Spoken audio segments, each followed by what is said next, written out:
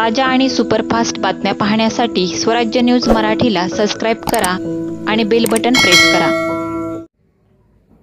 राम सातपुते यांनी भाजपची जुनी पद्धती ही परत एकदा वापरलेली आहे। जेव्हा जेव्हा भाजपला त्यांची हार दिसते त्यावेळेस ते जातीभेदाचं अस्त्र बाहेर काढतात। आता राम सातपुतेंनी जे फतव्याबद्दल सांगितलेलं आहे, जातीभेद करून आपल्याला कशा प्रकारे मतदान मिळेल असा त्यांनी विचार करून हे अस्त्र वापरलेलं आहे।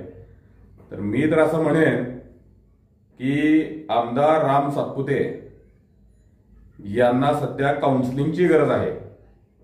त्यांनी मानसोपचार तज्ञाला भेटले पाहिजे आणि स्वतःचा उपचार केला पाहिजे, कारण आता त्यांची जी मानसिक परिस्थिती आहे किंवा त्यांचं मानसिक संतुलन जे ढासळलेलं आहे ते त्यांना त्यांची हार समोर दिसत असल्यामुळे आहे। आणि फतव्याबद्दल जर म्हणाल तर या देशातील शेतकरी, गरीब, त्यानंतर वंचित घटक, विद्यार्थी, बेरोजगार या सर्वांची नाराजगी ही मोदी सरकारबद्दल आहे। या मोदी सरकारबद्दल अघोषित फतवा हा विद्यार्थी, बेरोजगार, त्यानंतर शेतकरी या सर्वांनी काढलेला आहे। आणि सर्वांचं म्हणणं एकच आहे की हे भाजप सरकार गेलं पाहिजे आणि दुसरं सरकार आलं पाहिजे, जेणेकरून या सर्व वंचित घटकांना व्यवस्थित या भारतामध्ये जगता तरी येईल। त्यामुळे राम सातपुते यांनी हे फतव्याचं हे ते राजकारण न करता सरळ सरळ मानसोपचार तज्ञाचा सल्ला घेऊन स्वतःच्या डोक्यातील जातीभेद बाहेर काढावा। राम सातपुते यांच्या मनामध्ये जर मराठा आरक्षणाबद्दल एवढा कळवळा असला असता तर त्यांनी विधानसभेमध्ये या मराठा आरक्षणाबद्दल आवाज उठवला असता।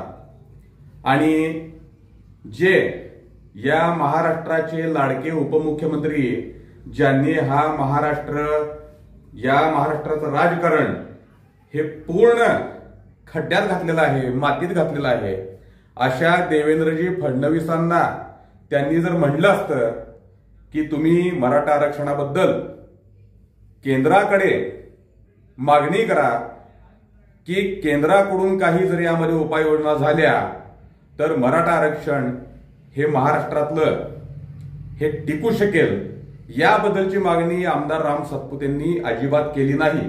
आणि आता ते म्हणतात की मी फेटा बांधणार नाही आणि मी मराठा आरक्षण मिळेपर्यंत अजिबात फेटा वापरणार नाही। तर त्यांना मी या ठिकाणी हे सांगू इच्छितो की मराठा समाज हा तुमच्या या असल्या भूलथापांना आता भुलणार नाही। मराठा समाज तुम्हाला चांगलं ओळखून आहे आणि जर त्यांनी हे फेटा वगैरे न घालण्यापेक्षा जर त्यांनी असं म्हणलं असतं की आजपासून मी RSS ची चड्डी घालणार नाही मराठा आरक्षण मिळेपर्यंत, तर या मराठा समाजाने त्यांच्यावरती विश्वास ठेवला असता। तर या ठिकाणी माझं त्यांना आवाहन आहे की मराठा आरक्षण मिळेपर्यंत तुम्ही RSS ची चड्डी न घालण्याची शपथ घ्या। त्याच वेळेस मराठा समाज वगैरे आहे तो तुमच्यावरती विश्वास ठेवेल। धन्यवाद।